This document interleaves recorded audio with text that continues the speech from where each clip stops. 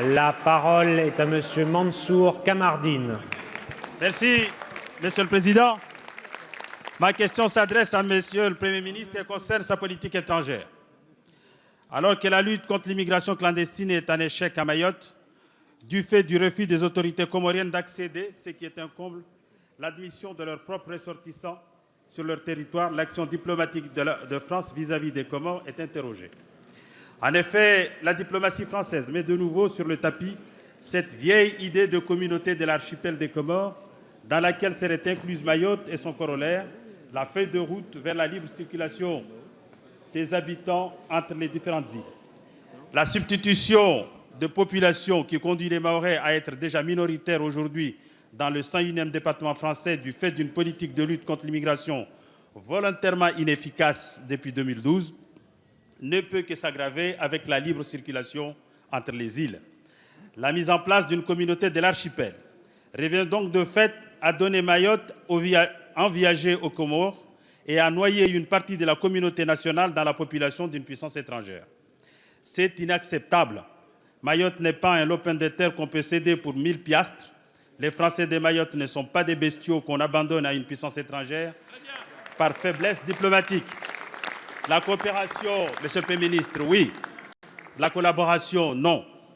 Monsieur le Premier ministre, plutôt que d'envoyer un émissaire discuter de la feuille de route vers la libre circulation des populations entre les îles dans les prochains jours, je vous demande de vous résoudre à une action diplomatique ferme plutôt qu'à des échanges de salon. La France est une grande puissance. Elle ne saurait s'abaisser à négocier de fait une cession du territoire national et sa population sans coup férir. Tous les leviers diplomatiques doivent être activés pour ramener ce pays ami à la raison. C'est d'une simplicité infantile, il suffit d'en avoir la volonté. Monsieur le Premier ministre, vous qui aimez, qui êtes amoureux de l'histoire, vous savez que Mayotte est cédée à la France sous Louis-Philippe. Faites en sorte qu'elle ne soit pas cédée sous Édouard Philippe. Merci, Monsieur le député. La parole est à Monsieur Jean-Yves Le Drian, ministre de l'Europe et des Affaires étrangères. Monsieur le député Kamardine, nous avons parlé à plusieurs reprises de tout cela.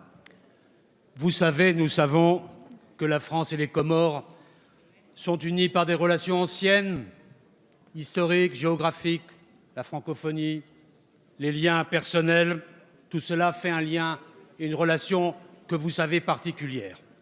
La crise qui vient de se produire à Mayotte a eu des répercussions sur cette relation spécifique.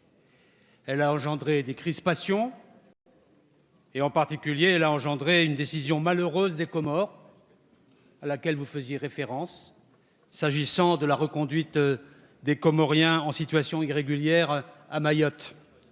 Et la France déplore la mise en œuvre récente des mesures qui ont été notifiées aux compagnies aériennes et maritimes interdisant le retour de Mayotte vers les Comores des ressortissants comoriens, y compris ceux qui souhaitent rentrer.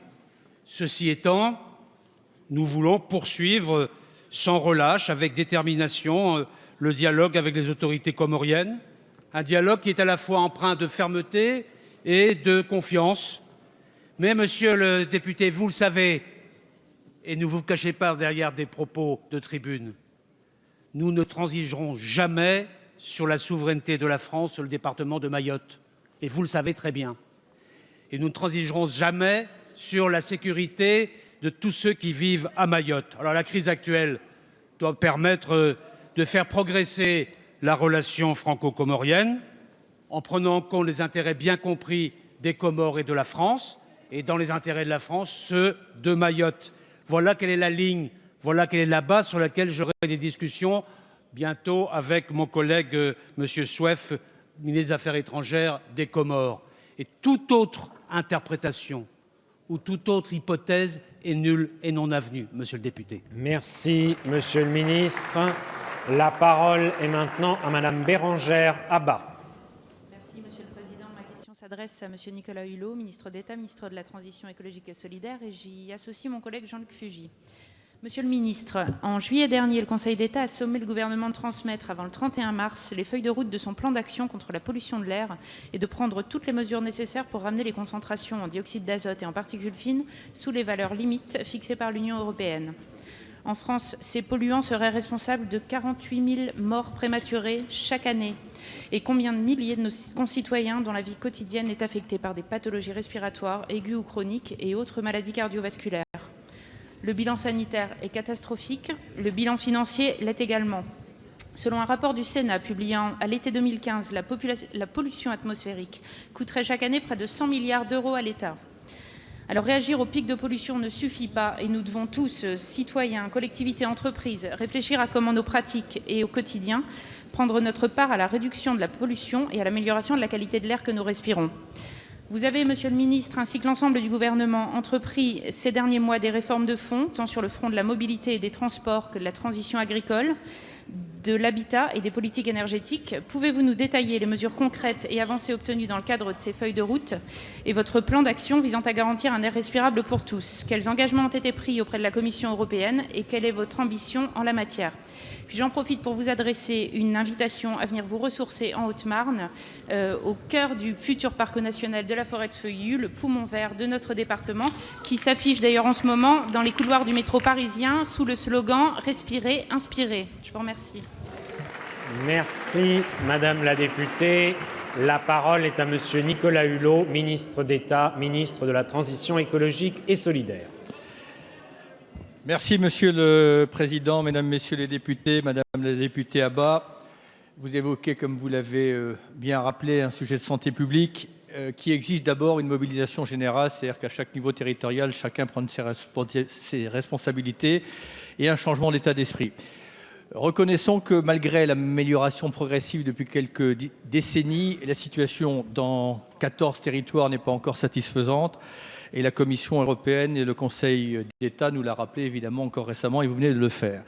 On a entamé déjà quand même de nombreuses actions, notamment en donnant des signaux clairs en ce qui concerne notamment l'usage de la voiture, avec notamment la fin progressive de l'avantage fiscal pour le diesel. Mais parce que ces mesures ne doivent en aucun cas, enfin si tant est que cela soit possible, mais ça l'est, pénaliser les Français, et notamment ceux qui sont dans des situations de précarité. Le gouvernement agit en incitant les Français à se débarrasser de leurs vieux véhicules, notamment avec la prime à la conversion. Ce dispositif fonctionne, il est plébiscité, mais d'ailleurs j'invite chacune et chacun d'entre vous à en assurer la promotion parce qu'il n'est pas encore totalement utilisé. Mais on doit aller plus loin, car la lutte contre la pollution de l'air ne se réduit pas évidemment à changer de voiture. Pour réussir à revenir avant 2020 à une situation acceptable, on a besoin des collectivités pour inventer la ville et la mobilité de demain. Je note et je m'en réjouis une mobilisation sans précédent